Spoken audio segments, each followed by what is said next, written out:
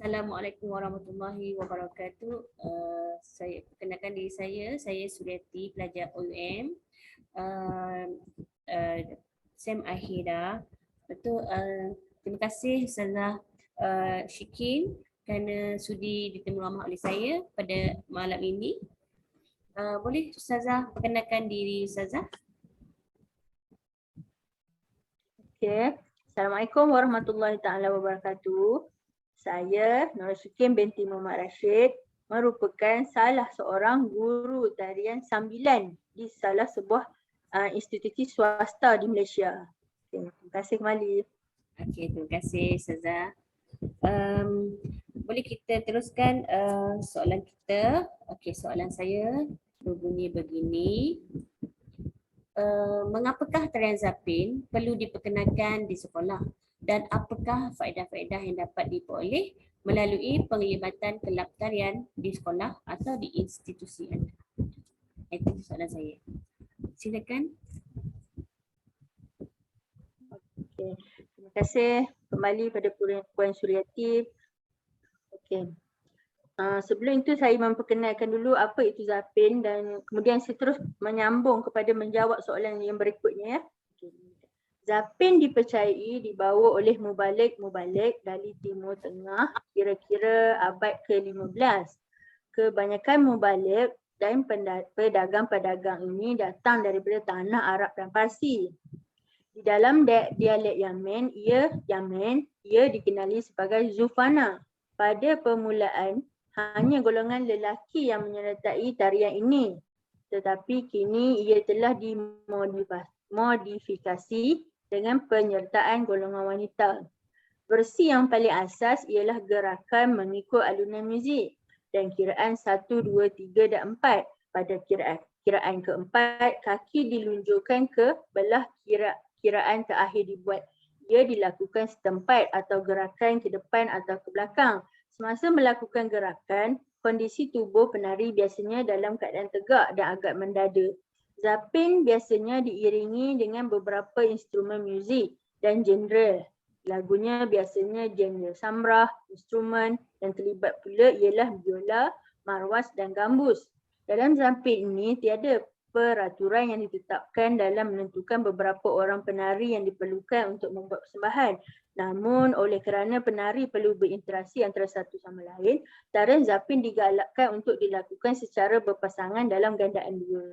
Penari-penari kemudian boleh berinteraksi dengan pasangan masing-masing dengan bergurau, mencabar atau menikmati alungan muzik dengan lenggut tarian pasangan masing-masing. Terdapat banyak bentuk tarian zapin dan semuanya telah berevolusi daripada ragam yang asal. Antara variasi tarian yang popular ialah zapin Tenggilu yang berasal daripada Mesir. Variasi Tenggilu telah diilhamkan oleh para nelayan yang sering turun ke laut dan mereka menari di atas kapal dengan mengikut arus ombak laut. Kalau kita melihat versi ini, penari seolah-olah sedang menari sambil badan yang terhuyuh hayang ke kiri dan ke kanan sambil tangan yang memegang tali kapal. Gerakan variasi Tenggilu banyak melakukan gerakan yang tidak disangka-sangka seperti pusingan badan dan pinggang diikuti dengan hentian menghenjut dengan kaki, tangan dan bahu. Khazanah tarian rumpun Melayu yang mendapat pengaruh daripada Arab. Tarian tradisi ini bersifat edukatif dan sekaligus menghibur. Digunakan sebagai media dakwah Islamiah melalui syair-syair, lagu zapin yang didendangkan. Muzik pengiringnya terdiri daripada dua alat utama iaitu alat muzik petik gambus dan 3 buah alat muzik tabuh gadang kecil yang disebut marwas. Sebelum tahun 1960, zapin hanya ditarikan oleh penari lelaki-lelaki, namun kini sudah biasa ditarikan oleh penari perempuan, bahkan penari campuran lelaki dan perempuan. Tari zapin sangat banyak ragamnya. Banyak ragam gerak tarinya, walaupun pada dasarnya gerak dasar zapinnya sama, ditarikan oleh rakyat di pesisir timur dan barat Sumatera, semenanjung Malaysia, Kepulauan Riau, pesisir Kalimantan dan Brunei Darussalam. Asal usul zapin ini dari tanah Arab Hadramaut. Pengaruh seni muzik Seni tari, seni muzik dan gurindam Arab telah menyebar ke Johor melalui kawasan pesisir pantai barat Johor dan ke pedalaman melalui sungai-sungai bersama-sama penempatan Arab di kampung-kampung Melayu. Namun begitu, Zapin Melayu Johor unik kerana telah menyaring kesenian Arab sambil mencipta kesenian Melayu dan falsafah kesenian Islam.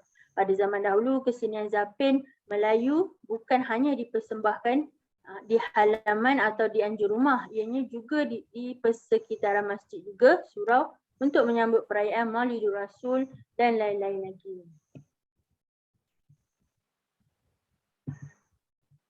Terdapat beberapa jenis zapin Johor, antaranya ialah zapin Pekajang, zapin Tenggelu, zapin Lenggar dan lain-lain.